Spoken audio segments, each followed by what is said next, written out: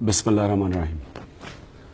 आज इलामा इकबाल की सालगिरह का दिन है और मैं इलामा इकबाल के फ़लसफ़े के एक सिर्फ पहलू पे बात करना चाहता हूँ, क्योंकि उनका फ़लसफ़ा तो एक समुंदर है, उसके ऊपर कई पहलुओं के ऊपर आप बात कर सकते हैं। लेकिन जिस पहलू पे मैं बात करना चाहता हूँ वो है शाहीन, इकबाल का शाहीन।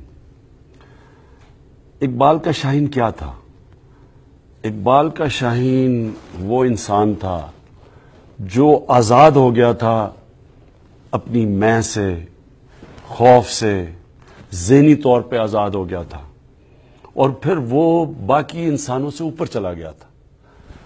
दरअसल इकबाल का जो शाहीन है वो लोग थे जो नबी सल्लल्लाहु अलैहि वसल्लम ने जिनको आज़ाद किया और वो फिर छोटे इंसान अजीम इंसान बन गए, बड़े इंसान बन गए।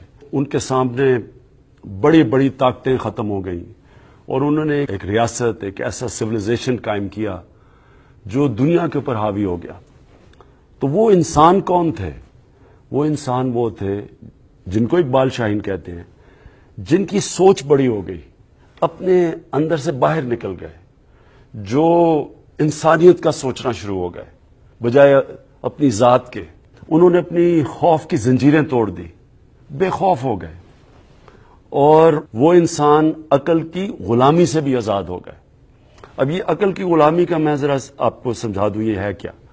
मसलन जो पहला इंसान दुनिया के सबसे बड़े पहाड़ पे चढ़ा था उसका नाम था एडमंड हिलरी और वो दुनिया का सबसे बड़ा पहाड़ माउंट एवरेस्ट पे चढ़ा था। उससे पहले जिसने भी कोशिश की थी उस पहाड़ पे चढ़ने की, या वो मर गए थे या वो फेल हो गए थे, नाकाम हो गए थे। तो अगर एडमंड हिलरी अकल के गुलाम होता तो वो ना चढ़ता, क्योंकि अकल तो ये कहती है कि अगर कोई नहीं चढ़ सका तो वो भी नहीं चढ़ सके। लेकिन यहां इकबाल का जब वो कहते हैं कि अकल की गुलामी से आजाद होना, जब इंसान में इश्क और जुनून आ जाता है तो वो फिर नामुमकिन को मुमकिन बना लेता है और फिर जब वो एक मंजिल हासिल करता है तो उसके बाद वो रुकता नहीं है।